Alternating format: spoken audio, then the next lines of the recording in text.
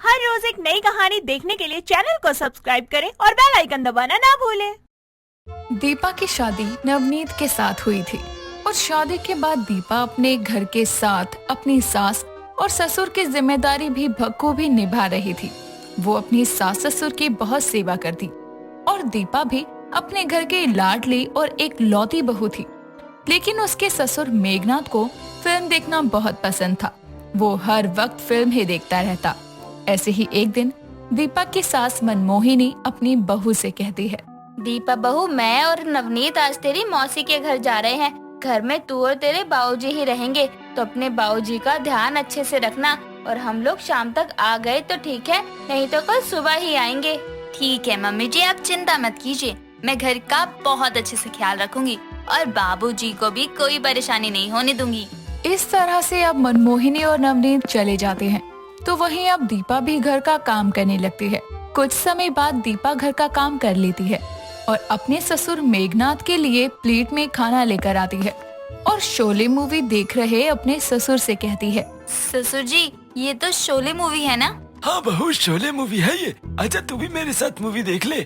हाँ बाबूजी, मैं मूवी तो देख लूंगी, लेकिन उससे पहले आप खाना खा लीजिए, वरना अगर मम्मी जी को पता चल गया तो वो मुझे कच्चा चबा जाएंगी।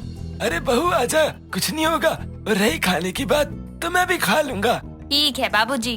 बहू तुझे पता है, मुझे एक एक्टर बनने का बहुत शौक था, लेकिन मैं बन नहीं पाया। क्या बात कर रहे हैं ससुर जी, आपको एक्टिंग का शौक था? हाँ बहू, मुझे एक्टिंग का बहुत शौक था।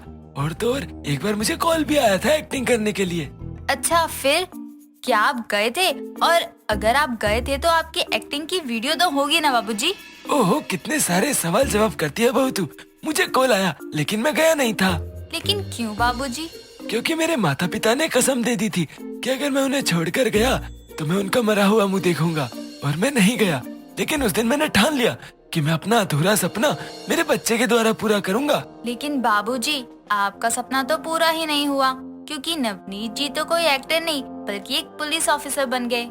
हाँ बहू, क्योंकि जब भी मैंने अपने लड़के को एक्टिंग में डालने की सोची तो मैंने देखा कि वो हर नाटक में पुलिस का रोल करता था।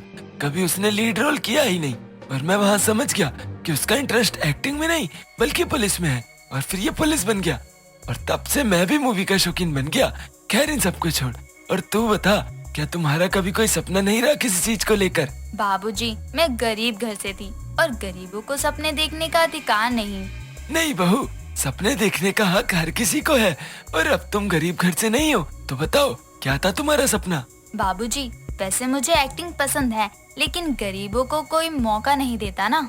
अच्छा, तो बहू ऐसा कर, तू अपने सपने के साथ साथ मेरे सपने को भी पूरा कर। वो कैसे? वो ऐसे, तू अपनी एक्टिंग कर और उसके पीछे मैं तेरी हेल्प करूंगा। उससे पहले एक्टिंग की प्रैक्टिस कर ले। पर वो कैसे बाबूजी?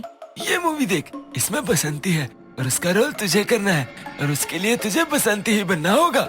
इस तरह अब दोनों ससुर बहू मिलकर शोले मूवी देखते हैं और अगली सुबह दीपा जल्दी से अपने घर का काम खत्म करती है और अब दोनों एक्टिंग करना शुरू करते हैं।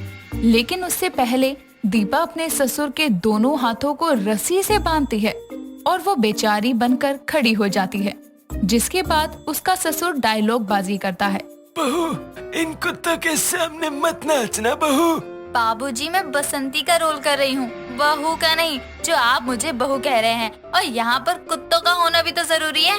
अरे बहू, कुत्तों से हीरो का मतलब ये था कि इन गुंडों के सामने मत नाचना। तो ससुर जी, गुंडों का होना भी तो जरूरी है ना। आइडिया, मैं कुछ कुत्तों को लेकर आती हूँ और फिलहाल के लिए वो ही हमारे गुंडे बन जाएंगे। हाँ, ये सही है। इस तरह से अब दीपा गली के कुछ कुत्तों को घर में ले आती है और अपने फोन में गब्बर का डायलॉग चालू कर देती है। अरे ओ सांबा, ये रामगढ़ वाले अपनी लड़कियों को कौन सी चक्की का आटा खिलाते हैं रे? जरा इसके हाथ पैर तो देख, कितने करारे हैं। देखने में बहुत कटीली नचनिया लगती हो।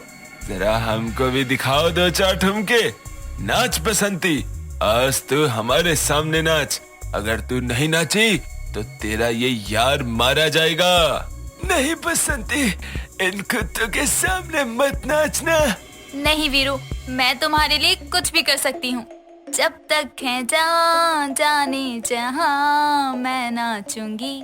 बसंती बनी हुई बहू अब जैसे ही नाचने लगती है, वैसे ही वहाँ पर नवनीत और मनमोहिनी आ जाते हैं और दीपा और मेघनाथ को ऐसे देखकर मनमोहिनी हैरान होती है और अपने सर पर हाथ रखकर जमीन पर बैठ जाती है, जिसके बाद वो अपना सर पकड़े कहती है, हे भगवान, ये क्या हो रहा है? अरे एक कम था तो एक और एक्टिंग की शौकीन आ गई। मम्मी जी, आप भी एक्टिंग करो, सच में बहुत मजा आता है।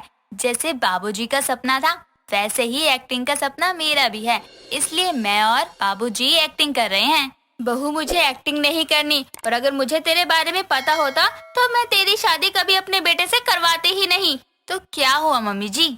हाँ, यूं गली के कुत्तों को घर में लाकर तू बसंती बन और तेरा ससुर तेरा वीरू बनेगा, है ना?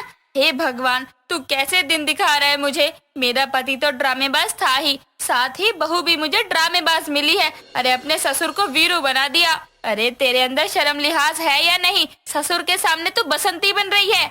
दीपा अब उसकी बातों का कोई जवाब नहीं देती और अपने कमरे में चली जाती है। ऐसे ही अब दिन गुजरते हैं और एक दिन फिर से मनमोहिनी की बहू, जो कि बसंती बनी हुई थी, अब वो बसंती के अवतार में अपनी सास के पास आकर कहती है, मम्मी जी, आपने मुझे बहुत सता लिया, अब बस, अब और नहीं सहूंगी मैं। मैंने तुझे कब सताया है? जब मैं एक्टिंग कर रही थी। अब बस, आपने बहुत पाप कर लिए आपकी बहू पर, लेकिन अब नहीं, अब बारी है आपकी। हे भगवान, तेरे अंदर अब कौन सा कैरेक्टर आ गया? बसंती बनी तो तू पहले ही डोल रही थी। बसंती और दीपा कुछ बोल पाती कि तभी वहाँ पर नवनीत आता है और अपनी पत्नी को ऐसे देखकर वो अपनी पत्नी बसंती यानी कि दीपा से कहता है, अरे ओ बसंती, जरा इधर तो देख अपने वीरू की तरफ। वीरू, मेरे वीरू, कहाँ थे तुम अब तक? बसंती, अभी अपने नॉर्मल अवतार में आ जाओ, कुछ बात करनी है।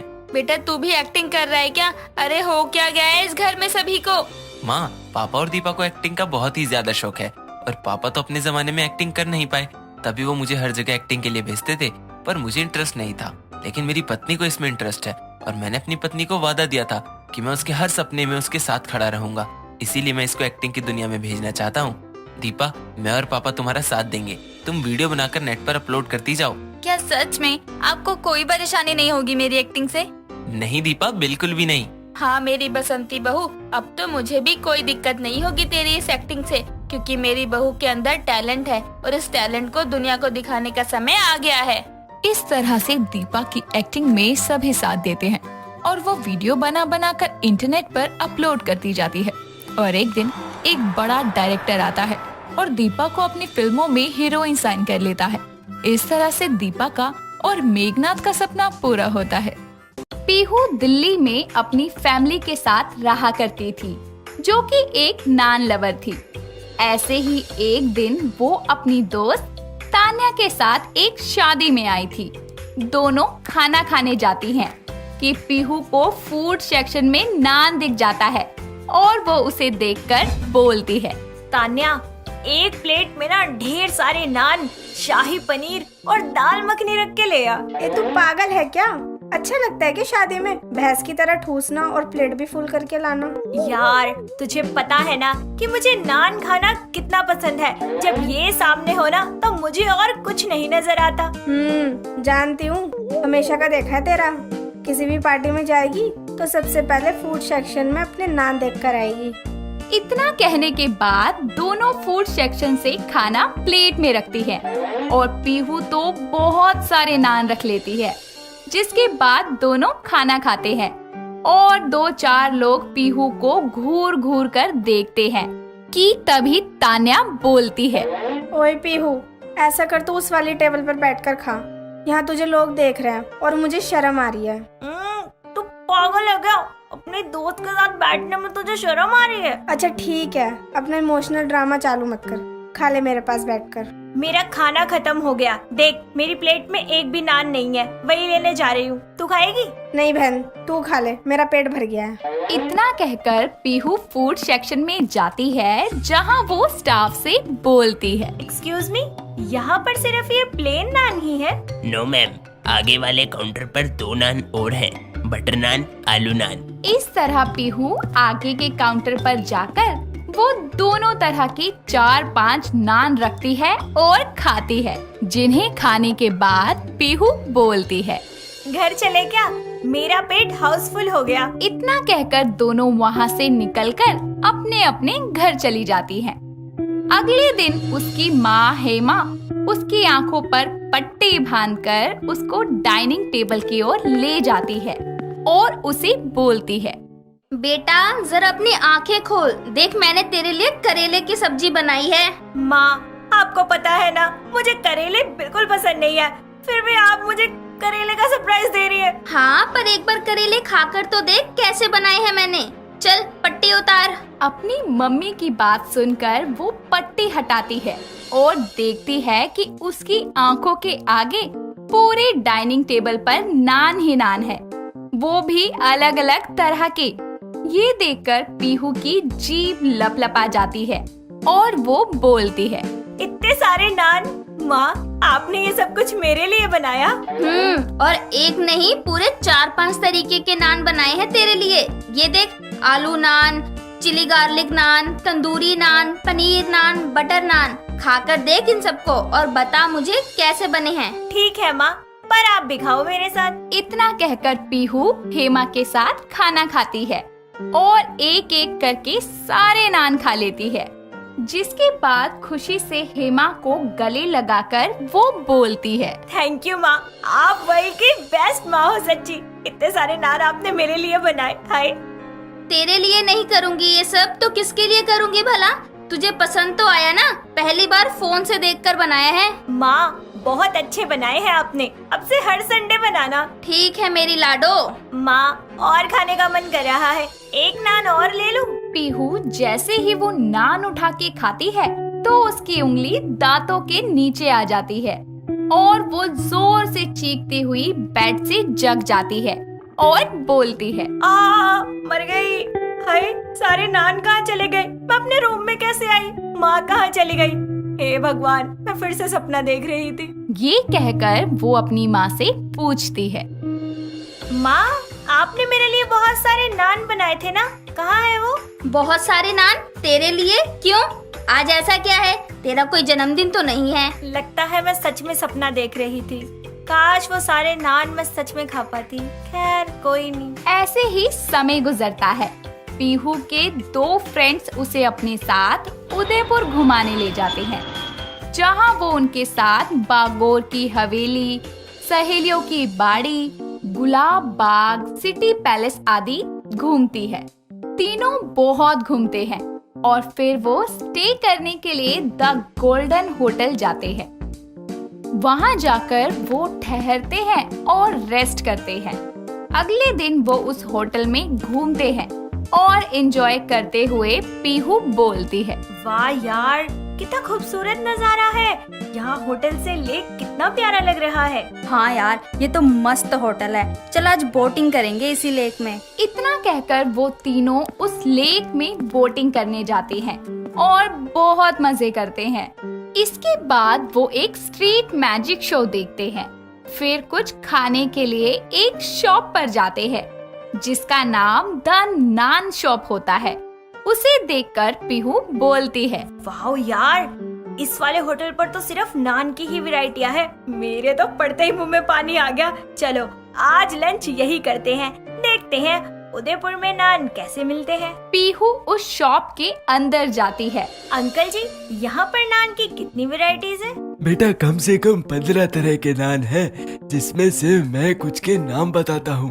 पनीर नान, गार्लिक नान, तंदूरी नान, आलू प्याज नान, मसाला नान, चीज नान, अमृतसरी चूर चूर नान और सबसे स्पेशल पिज्जा नान। आप बताओ क्या खाओगे? अंकल जी, जितने आपने नाम बताया ना, सारे के सारे ले आओ। पीहू अपने दोस्तों के साथ जाकर अंदर बैठती है। कुछ देर बाद ही सारे नान टेबल पर लगा दिए जाते हैं और तीनों मिलकर खाने लगते हैं। उसके दोनों दोस्त तो सब में से थोड़ा थोड़ा खाते हैं, लेकिन पीहू सारे नान खा जाती है, जिसे खाने के बाद तीनों होटल वापस लौटते हैं। तभी अचानक से पीहू के पेट में दर्द होने लगता है। जहाँ एक तरफ उसके दोस्त बातों में लगे होते हैं, तो वहीं पीहू दर्द से गिर जाती है कि तभी वीर नाम का एक लड़का आता है और उसे संभाल लेता है, जिसके बाद वीर पीहू के दोस्तों से बोलता है। आपको खबर भी है कि आपकी दोस्त बेहोश हो चुकी है और आप अपनी बातों में ही लगे हैं। बताइए इनका रूम कहाँ है, मैं छोड़ देता हूँ और आप डॉक्टर को फोन कीजिए। वीर पीहू को उसके रूम में लिटा देता है, जिसके बाद डॉक्टर उसे चेक करके बताती है। ये फूड पॉइजनिंग के कारण बेहोश हो चुकी थी। इन्होंने बाहर का कुछ ज्यादा ही खा लिया था क्या? जी आज इसने बाहर का काफी खाया है, वो भी नान, इसीलिए तो इनकी ये हालत है। खैर जल्द ही आप इनके कुछ टेस्ट करवा लीजिए। डॉक्टर मेडिसिन देकर चली जाती है और उसके दोस्त मिलकर उसका ख्याल रखते हैं, जिसके बाद वो उसे टाइम से दवा देते हैं। पीहू के दोनों दोस्तों को किसी काम से बाहर जाना था, तो वो पीहू को रेस्ट करने का बोलकर वहाँ से चले जाते हैं। 3 घंटे बीत जाते हैं और वो अपने रूम में बोर हो रही होती है। तभी वीर उससे उसकी तबीयत पूछने आता है। तभी पीहू बोलती है, पहले से ठीक हूँ। आपका नाम? आप ही कल मुझे यहाँ लाए थे ना? जी मैं ही लाया था, मेरा नाम वीर है और आपका शायद पीहू। जी। आपके दोस्त कहाँ गए? वो किसी काम से बाहर गए हैं। अच्छा, आप बाहर का कम खाया करो और नान तो बिल्कुल मत खाना, हेल्दी नहीं होती, आपको इसलिए नुकसान कर गई। दोनों बात कर ही रहे होते हैं कि अचानक से पीहू को फिर से पेट में तेज के दर्द उठता है, जिसके बाद वीर तुरंत उसे हॉस्पिटल लेके जाता है। डॉक्टर उसे एग्जामिन करके कुछ टेस्ट लिख देती है और उसे पढ़कर वीर से बोलती है, मिस्टर वीर, आपकी वाइफ के पेट में स्वेलिंग हो गई है, जिसके कारण इनके पेट में दर्द होते रहेंगे, लेकिन आप चिंता मत कीजिए, सही से इलाज कराया तो ये ठीक हो जाएंगी। फिलहाल मैंने इन्हें इंजेक्शन दे दिया है, ये बेटर फील करेंगी। थैंक यू डॉक्टर, बट ये मेरी दोस्त है, वाइफ नहीं। वीर पीहू का बहुत ख्याल रखता है और पीहू की तबीयत में सुधार आने पर उसे वापस होटल ले आता है। तभी पीहू के दोस्तों का कॉल आता है कि उन्हें आने में और टाइम लगेगा, जिस वजह से पीहू और वीर और ज्यादा समय साथ बिताते हैं। धीरे धीरे दोनों को एक दूसरे से प्यार होने लगता है। जैसे ही पीहू अपने शहर वापस आती है, तो वीर भी उसके शहर आके उसके माँ बाप से उसका हाथ मांग लेता है, जिसके बाद दोनों की रजामंदी से उनकी शादी हो जाती है। दोस्तों अगर आपको ये कहानी पसंद आई तो इसे लाइक करें, शेयर करें और कमेंट करके बताएं कि कहानी में आपको सबसे अच्छा क्या लगा।